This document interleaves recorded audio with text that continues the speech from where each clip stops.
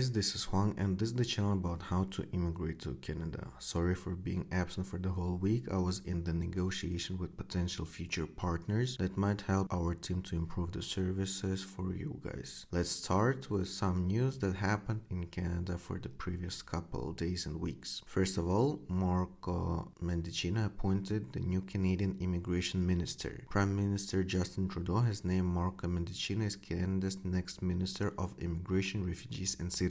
A descendant of Italian immigrants to Canada, Mendicino represents the riding of Eglinton Lawrence in Toronto, Ontario. The 46 years old has an extensive background in law and worked for nearly 10 years as a federal prosecutor. During this time, he helped put members of Toronto 18 terror groups behind bars. Mendicino will now be responsible for making the case for immigration policies promised by the Trudeau-led Liberal Party of Canada during the recent federal election. The Liberals won a minority government, meaning they will have to rely on opposition votes to implement their pledges to raise immigration levels, create a municipal nominee program, waive citizenship fee, and make the Atlantic Immigration Pilot a permanent program, which is a good for all of us. During the 4 years in the majority government, the Liberals increased immigration level from about 260,000 annually to a target of 330,000 in 2019. Those targets are set to increase by another 20,000 to 350,000 in 2021. Altogether, this could mean over 1 million newcomers in the next 3 years. The Liberals also put greater emphasis on refugees during their last term. They increased refugee class intake to 15% and reduced the economic class intake to about 58%. Family class immigration levels remained untouched. The Liberals have promised to make modest and responsible increases to immigration levels in the years to come. Currently, permanent residents must pay 530 Canadian dollars to obtain citizenship, plus $100 for the right of citizenship fee. The promise to waive the fees altogether is a part of a renewed effort to reform the Citizenship Act to make acquiring citizenship more accessible regardless of socioeconomic factors such as age and income. In an effort to help connect immigrants to rural areas of Canada, the Liberals promised to implement a program that would facilitate the process. The municipal nominee program would open up to 5,000 new spaces for prospective immigrants. The Atlantic Immigration Pilot Program was created to curb the population decline in Canada's 4 maritime provinces. The Atlantic Immigration Pilot Program allows employers in Newfoundland and Labrador, Nova Scotia, New Brunswick and Prince Edward Island to hire foreign nationals for a job they cannot fill locally. The pilot was extended an additional 2 years in May and is now slated to become a permanent installment. Let's talk a little bit about the new Canadian Immigration Minister. Since entering Parliament in 2015, Mendicino has served as the Parliamentary Secretary to the Minister of Infrastructure and Communities and was involved in advancing government green infrastructure and social infrastructure in Toronto and across Canada. He was re-elected as the Member of Parliament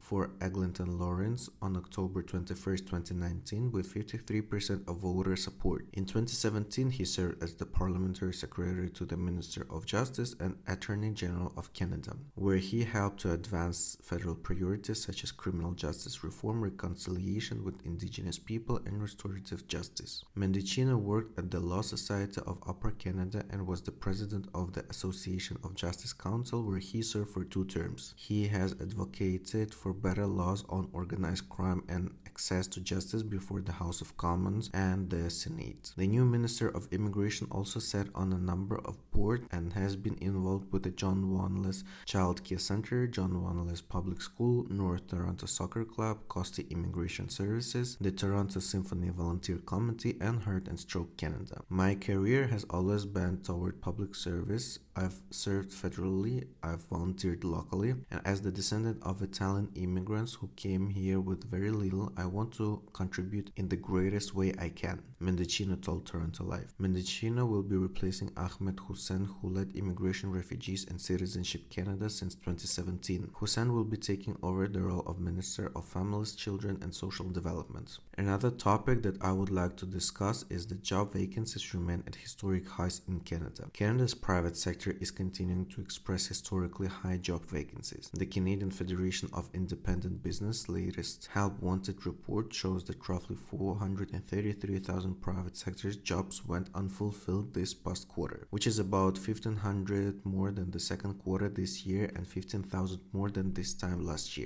This is now the fifth consecutive quarter in which we're seeing a record high vacancy rate, said Ted Mallet, CFIB's chief economist, in a statement. The smallest of firms, those with fewer than 5 employees, are having the hardest time recruiting workers, with a vacancy rate as high as 5.4%. Vacancy rates in Newfoundland and Labrador went up slightly, though they still remain under the national average. Canada's other provinces didn't see any changes between the second and third quarter of 2019. Industries with a lot of small-sized companies were shown to have higher vacancy rate compared to big business sectors. This trend saw vacancy rate rising in agriculture, information and hospitality, but declining in the manufacturing, wholesale and retail sectors. The personal services industry, which represent businesses like hairdresser, dry cleaners and funeral services, maintained the highest vacancy rate at 4.9% between July and October 2019. The construction industry came in second with a 4.7% vacancy rate, hospitality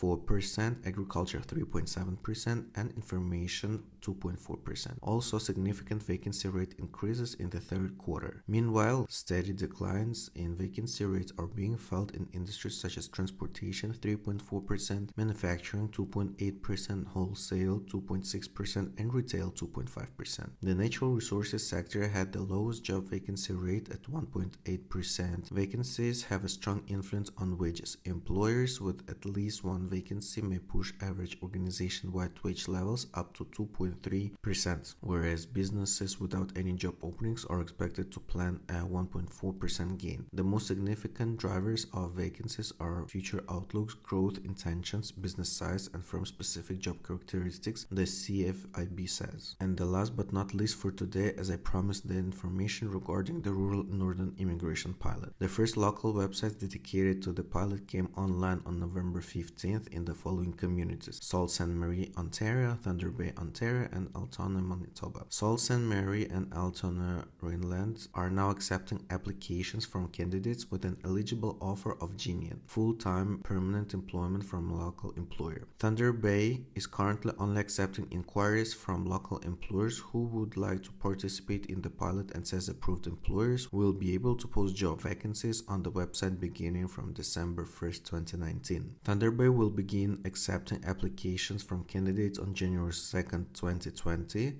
The websites for the remaining 8 participating communities are coming soon, according to the IRCC. The first step in the immigration process through the Rural Northern Immigration Pilot is to obtain an eligible job offer from an approved employer in one of the participating communities. Candidates with an eligible job offer then apply for a community recommendation and, if approved, submit an application for Canadian permanent residence from IRCC. Each community will have a set number of recommendations that it can make each year. Peter Liang, a spokesperson for IRCC, said that an average of approximately 100 principal applicants and their immediate family members could be welcomed in each participating community, but this will vary by community. The number of permanent residents coming to Canada through the pilot will depend on the needs of the participating communities and the number of newcomers they can welcome, Liang said. In total, the pilot could approve as many as 2,750 principals applications and their families for permanent residence annually. Beyond the mandatory job offer, candidates must meet both federal requirements and community criteria that vary from one municipality to another. I made the video about the requirements under the Rural Northern Immigration Pilot in one of the previous videos. I will also attach the link to that video in the description box under this video, so you can get more information about the requirements. They're a little bit upgraded from what we have from the previous video, but let's see. Both Sault Ste. Marie and Altona are using their own point-based system to prioritize candidates for recommendation.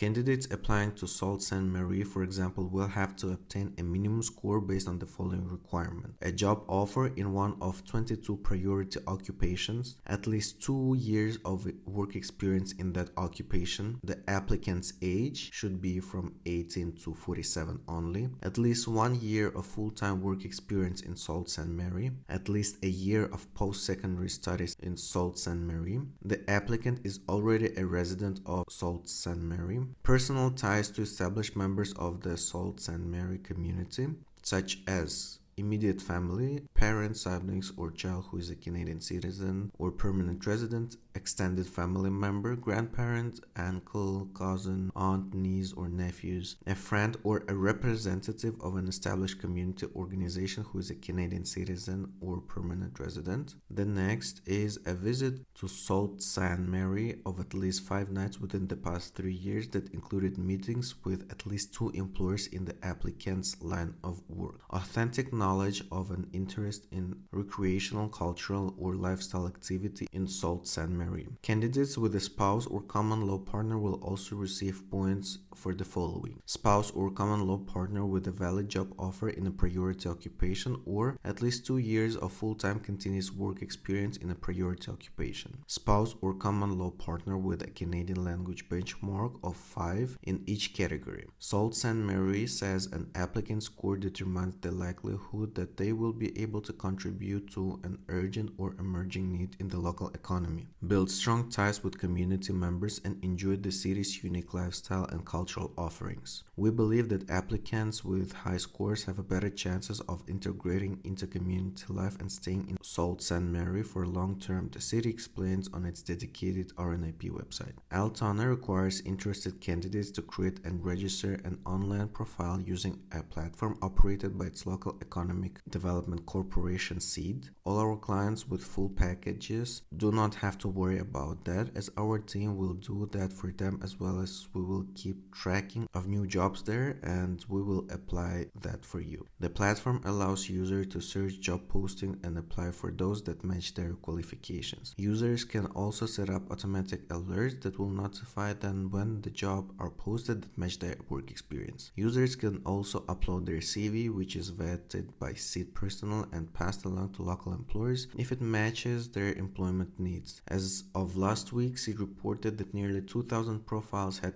already been created. So as you can see, guys, all positive are staying news. We just need to get you a job offer and get you to move to Canada very soon. So all the statistics, as you see, the numbers of potential immigrants are going to be increased year by year. So within the next 3 years, the Canada will expect to have about 1 million new immigrants. All the numbers of the job vacancies are higher than on average, but with you guys, we will be able to decrease these numbers. If you like this video, press the like button, subscribe to our channel, share this video with your friends and family. Stay updated and tuned with our channel because we're going to post many more other videos about the immigration. In the future, we're planning to implement not only the AIPP and RNIP, but we're also planning to include other immigration programs. So please stay tuned, subscribe once again to our channel, and this is it for today. That was Juan. That was the channel about how to immigrate to Canada, and I'll see you in the next video.